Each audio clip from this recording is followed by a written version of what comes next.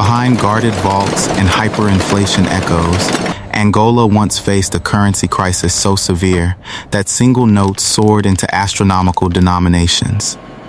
Yet, few ever witnessed the heavily classified, high-security facility where raw cotton fiber transforms into resilient new Kwanza banknotes.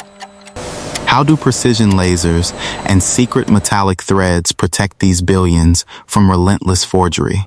What unseen master craftsman truly determines the fate of a nation's wealth before it finally enters circulation? Watch the video until the end to discover the hidden truth.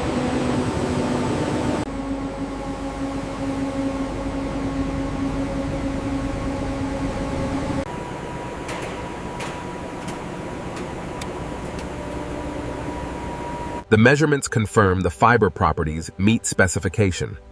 Excellent. Approved for cellulose refining.